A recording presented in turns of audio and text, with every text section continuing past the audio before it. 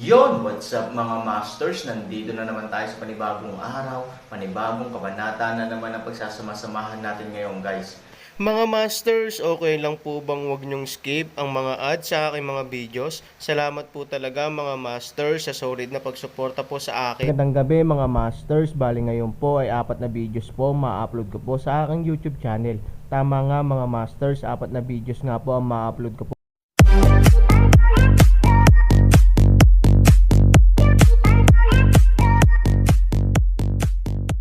Bali mga masters, kung bago ka pa lang po sa aking YouTube channel, please click the subscribe button, lalong-lalo na po yung notification bell guys, para maging connected pa rin tayo sa isa't isa at maging updated kayo sa mga susunod ko pang video. Bali mga masters, bago natin umpisahan ng kwento ay mag-shoutout po muna tayo para sa mga solid nating tagapakinig. Shoutout kay Natsu Place at shoutout kay User WC9. Yun na nga mga masters, no? Bali hindi na ito patagalin. In 3, 2, 1, let's go!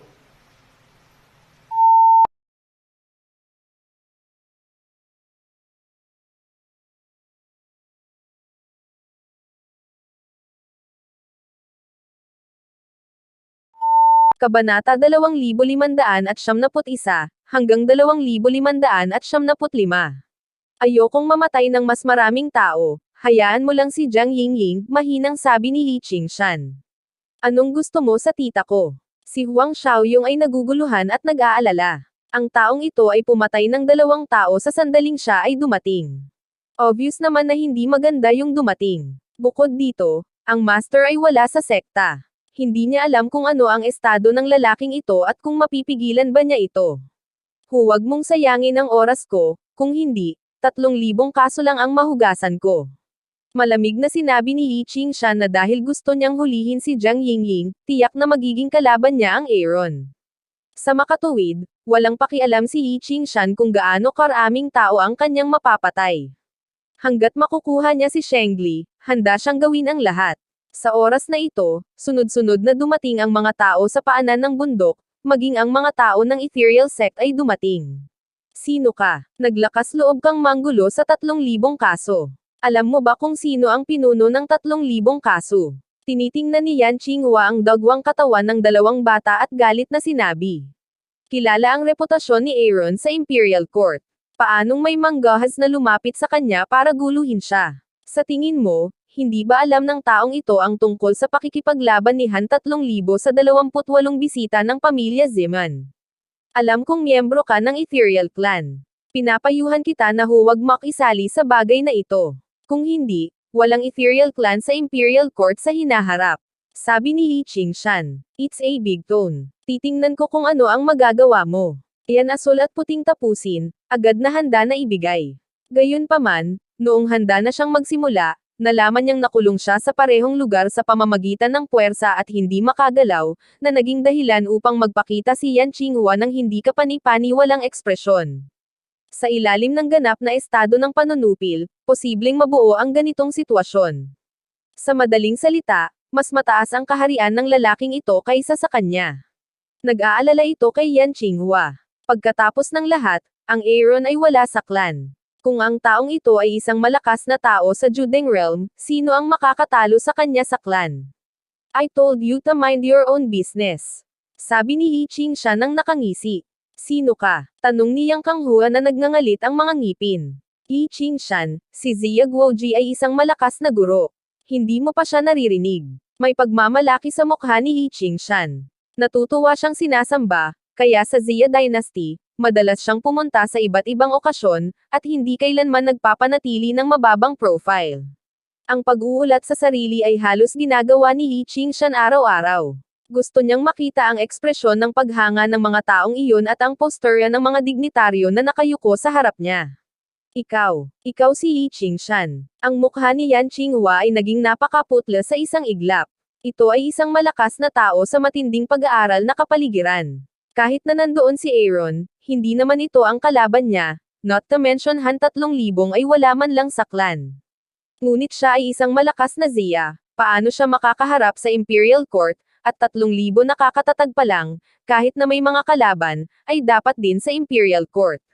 Walang kinalaman sa'yo ang 3,000 zang. Anong gusto mong gawin? Tanong ni Yan Qinghua. Gusto kong kunin si Jiang Yingying. Kung may hamarang sa akin, papatayin ko siya. Diretsyong sabi ni Li Qingshan. Dalhin mo ako at tingnan mo kung may kakayahan ka. Sa oras na ito, lumabas si Jiang Yingying mula sa karamihan. Walang kamalay-malay na hinarang ni Huang Xiaoyong si Jiang Yingying sa unang pagkakataon at sinabi sa mahinang boses, Elder Martial Sister, ang lalaking ito ay hindi magaling sumama. Anong ginagawa mo dito? Dahan-daang itinulak ni Jiang Yingying si Huang Xiaoyong palayo, tumingin ng diretsyo kay Yi Qingshan at sinabing, siya ay isang tao ng Ethereal Clan. Kahit ano pa ang mangyari, wala iten. Wala itong kinalaman sa kanila. Hayaan mo muna sila. Hanggat handa kang sumunod sa akin, hindi na ako papatay. Sabi ni Li Qingshan. Sa iyong paningin, ang kapatid ko lang ba ang malakas? Kaya ka na lang magpapakita kapag wala na siya. Mahinang sabi ni Jiang Yingying. Takot talaga si Li Qingshan sa Aaron, na ayaw niyang itago.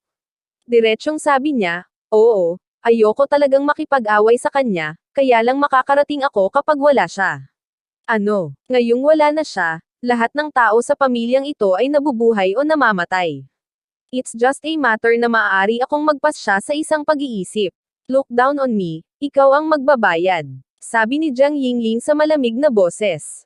Si Yi Qingshan ay natigilan saglit at pagkatapos ay nagsimulang tumawa. Bagamat lumaban si Jiang Yingying sa 28 bisita ng pamilya Zeman sa araw na iyon, sa palagay ni Li Qingshan, si Jiang Yingying ay kaunting tulong lamang. Hindi siya gumanap ng isang ganap na papel sa pag-okupa. Higit pa rito, siya ay isang malakas na tao na may isang mahusay na talento. Paano niya may lalagay ang isang babae sa kanyang mga mata? Hindi lahat ay maaaring magkaroon ng isang aksidente tulad ng Feilingsheng, at iisa lamang ang Feilingsheng sa mundo ng Xuanyuan. Little girl, hindi talaga maliit ang tono mo. Mukhang kailangan mong magdusa ng ilang hirap bago mo malaman ang lakas ko. Sabi ni Li Qingshan. Alam na ang kabilang partido ay malakas sa matinding mundo, si Jiang Yingying ay hindi nang ahas na pabayaan siya. Mahirap para sa kanya na harapin ang isang malakas gamit ang kanyang kasalukuyang lakas, ngunit hindi ito nangangahulugan na si Jiang Yingying ay susuko na. Gayunpaman, ang larangang ito ng digmaan ay hindi dapat malapit sa bundok ng Fengwang. Kung hindi, tiyak na makakaapekto ito sa fish pond. Ayaw niyang sirain ang 3,000 na mga paaralang na itatag na. Kung gusto mo akong mahuli, sumama ka sa akin. Natapos si Jiang Yingying, tumalo ng buhay. Ang buong tao tulad ng Meteor General, ay kumikislap. Bahagyang nagulat si Li Qingshan at mabilis na sumunod kay Jiang Yingying, Shigo. Nakita ni Huang Xiaoyong ang sitwasyong ito at sumigaw, ngunit huli na ang lahat, kaya kinailangan niyang itapak ang kanyang mga paa sa pwesto, paano siya lalabanan ng nakatatandang martial sister. Siya ay isang malakas na tao sa pinakamataas na antas. Ano ang dapat niyang gawin? Ano ang dapat niyang gawin ngayon? Si Huang Xiaoyong ay parang langgam sa mainit na palayok. Siya ay nababalisa. Sa kanyang mga mata, ang malakas sa sukdulang mundo ay parang isang Diyos. Bagamat hindi niya itinatanggi ang kapangyarihan ni Jiang Yingying, hindi niya akalain na si Jiang Yingying ay magiging Li. Ang kalaban ni Qingshan, ngayon ay kailangan nating maghanap ng paraan upang ipaalam sa iyong Panginoon, pumunta si Yang Kanghua kay Huang Xiaoyong at sinabi. Sinabi ni Huang Xiaoyong, huli na para ipaalam sa master ang napakahabang paglalakbay. Alam din ni Yan Qinghua na ang oras ay isang malaking problema. Malayo ang Aaron sa bulwagan ng Huanglong. Halos imposibleng magmadaling bumalik para iligtas si Jiang Yingying. Ngunit walang ibang paraan. Magkaisa man sila, hindi sila maaaring maging kalaban ni Li Qingshan, ito lang ang paraan, mabilis kang pumunta, matutulungan ka ng hayop mo ng mas mabilis na sabi ni Yan Qinghua. Sa pag-iisip ng may pakpak na tigre, nagkaroon ng ideya si Huang Xiaoyong, at ang may pakpak na tigre ay bumaba mula sa langit. May mga lumilipad na hayop, na maaaring makatipid ng maraming oras. Ito rin ang tanging epektibo at magagawang paraan, Yan Chang Old, Zhangmen will trouble you. Kasabay nito, si Huang Xiaoyong ay umalis sa pamamagitan ng isang may pakpak na tigre at pumailanglang sa langit. Huminga ng malalim si Yan Qinghua at sinabi sa kanyang mga disipulo sa sekta, ilibing muna ang mga bangkay ng 2 taong ito at babalaan ang ibang mga disipulo ng sekta na huwag umalis sa tarangkahan ng bundok. Si Huang Xiaoyong ay sumakay sa isang may pakpak na tigre upang sumugod sa bulwagan ng Huanglong. Dahil sa kanyang pag-aalala kay Jiang Yingying, hindi siya nang ahas na manatili kahit sandali. Matapos ang mahabang araw at gabi ng kawalan ng tulog, sa wakas ay dumating si Huang Xiaoyong sa bulwagan ng Huanglong. Gayunpaman, para kay Huang Xiaoyong, na dumating sa Huanglong Hall sa unang pagkakataon, wala siyang alam tungkol sa mga patakaran dito. Kahit sino pa siya, gaano man kalakas ang halimaw at gaano kalakas ang kaharian niya, hindi siya makakalipad sa Huanglong Hall. Kaya bago nakita ni Huang Xiaoyong ang Aaron, siya ay direktang idiniin sa bilangguan. Para kay Huang Xiaoyong, na mayroon lamang 5 ilaw, ang master ng Huanglong Hall ay parang ulap. Natural, hindi siya maaaring maging mapangahas. Let me out. I'm Aaron's apprentice. Gusto ko siyang makita. Sa bilangguan, umungal si Huang Xiaoyong, ngunit walang pumapansin sa kanya. Sa oras na ito, ang Aaron ay nakalubog pa rin sa silid-aklatan. Ang Yulong Emissary ay binanggit ng ilang mga sinaunang libro, ngunit mayroon lamang ilang mga salita. Walang ibang mga pahiwatig. Ito ay isa pang bagay na naging sanhi ng pagkamausisa ni Aaron. Mula nang magpunta siya sa Changi at malaman ang tungkol sa space tunnel sa ipinagbabawal na lugar, naging interesado ang Aaron kung paano nanggaling ang space tunnel. Ang isang lihim na aklat na pinangalanang kay Tian ay tumutukoy sa space tunnel. Sinasabing ang space tunnel ay nahati ng isang malakas na tao, na nagbukas ng tulay sa pagitan ng dalawang magkaibang espasyo. Bagamat hindi sinasadya, ang malakas na tao ay nasaktan ng puot ng langit at namatay sa puot ng langit. Naitala din sa lihim na diksyonaryo na ang space tunnel ay maaaring baligtarin ang oras, ibig sabihin, sa ilang paraan, ang tunnel ay maaaring ibalik ang oras sa nakaraan, tulad ng time shuttle, na labis na ikinagulat ng Aaron. Kung totoo ito, hindi ba pwedeng gumamit ng space tunnel para bumalik sa nakaraan? Anong problema? Nang makita ang nagulat na ekspresyon ni Aaron, napagkamala ni Fei Lingsheng na nakahanap si Aaron ng anumang kapaki-pakinabang na impormasyon, at hindi niya maiwasang magtanong ng may interes. Nahati pala ng isang malakas na lalaki ang legendary space tunnel. Anong klaseng lakas ang kailangan? Ang Aaron ay nagdududa sa isang paraan. Narinig ni Fei Lingsheng ang gayong mga alingaw tungkol dito, ngunit ito ay isang alingaw lamang. Sa opinyon ni Fei Lingsheng, ito ay halos imposible. Kahit na ang malakas na may banal na kaharian ay hindi maaaring basagin ang kawalan.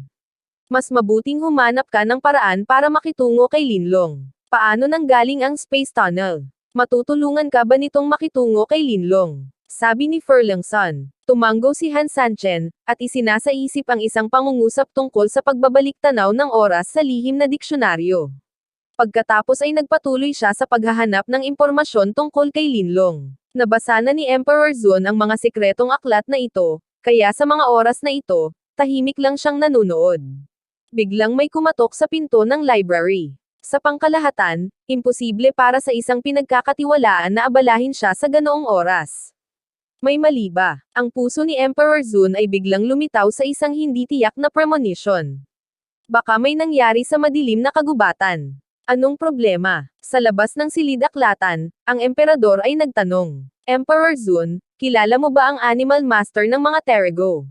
Sabi ng Katie wala ko kay Emperor Zun. Maverick, ang tinutukoy mo ay ang lalaking sumusunod sa Aaron. Nag-alinlangan si Emperor Zun. Oo, pumunta siya sa bulwagan ng Huanglong, ngunit dahil sa paglipad sa bulwagan ng Huanglong, ipinagbawal siya, kaya siya ay inilagay sa bilangguan. Sabi ng confidant. Malamig ang mukha ni Emperor Zun. Maging ang malalakas na lalaki sa Judengjing at maging si Fei Lingsheng ay hindi nang ahas na labagin ang panuntunan. Isang lalaki sa Wudengjing ang Nangga. Nangangahas na maging mayabang. Deserve niya talagang maging Aaron's apprentice. Ang master ay baliw, at ang apprentice ay hindi astringent. Ngayong nakakulong ka na, hindi mo na kailangang magsumbong sa akin. Kailangang turuan ako ng ganitong klaseng mayabang. Sabi ni Emperor Zun. I think so too, but listen to the prison, this man yells to si Aaron. Tila may apurahang bagay. Sa tingin ba ni Emperador Zun na kailangang ipaalam sa Aaron? Sabi ng confidant. Bahagyang kumunot ang noo ni Emperor Zun. Hinding-hindi niya madaling mapapatawad ang ganitong uri ng kayabangan. Gayunpaman, ang lalaking ito ay may apurahang bagay, at siya ay Aaron's apprentice. Sa makatuwid, kinailangan itong pag-isipang mabuti ni Emperor Zun. Pagkatapos ng lahat, siya at si Aaron ay may kooperatiba na relasyon, at ang pagsugpo sa Aaron sa Huanglong Palace ay hindi naging matagumpay, dahil dito kailangan ni Emperador Zun na bigyan ng espesyal na pagtrato ang Aaron. Gayunpaman, ginawa ni Huang Xiaoyong ang mga naturang bawal. Kung pinakawalan niya siya, hindi ba niya sasabihin na natatakot siya sa Aaron? Ito ay hindi isang pahayag na maaaring tanggapin ni Emperador Zun. Shut up ng ilang araw. Sabi ni Emperor Zun. Oo, dahil sinabi ito ni Emperador Zun, ang kanyang mga pinagkakatiwalaan ay maaari lamang kumilos ayon sa kanyang mga utos. Pagkatapos ng lahat, ang kanyang responsibilidad ay ipaalam lamang kay Emperador Zun ang bagay na ito. Kung paano ito haharapin ni Emperador Zun, hindi para sa kanya ang makialam. Pagkalipas ng 3 araw, sa wakas ay nabasa ni Han ang lahat ng mga Class A ko bawat salita, ngunit wala siyang nakitang anumang kapaki-pakinabang na impormasyon. Mukhang napakaraming tao ang namatay sa huling labanan kay Linlong, kaya walang makakapag-iwan ng orihinal na impormasyon. Nagbibigay ito ng sakit sa ulo ng Aaron. Ang pagharap sa isang ganap na kakaiba at malakas na kalaban, kung hindi niya mahanap ang isang paraan upang pigilan ang kanyang sarili, ito ay magiging mahirap na harapin siya. Master Aaron, mukhang nasayang pa natin ang 3 araw. Sinabi ni Emperor Zun kay Aaron. Bamantong hininga si Aaron at sinabing, Emperor Zun, mukhang kailangan nating mag-isip ng ibang paraan. Hindi ka nagpahinga ng 3 araw at 3 gabi. Mabuti pang bumalik ka muna at magpahinga. Mag-uusap tayo pagkatapos nating magpahinga. Sabi ni Emperor Zun. Bagamat ang Aaron ay puno pa rin ng espiritu at hindi na kailangang magpahinga, kailangan niya ng ilang oras upang mapahinga ang kanyang isip. Pagka-uwi na may Fei Lengsheng, nagkulong si Han Sanchen sa silid.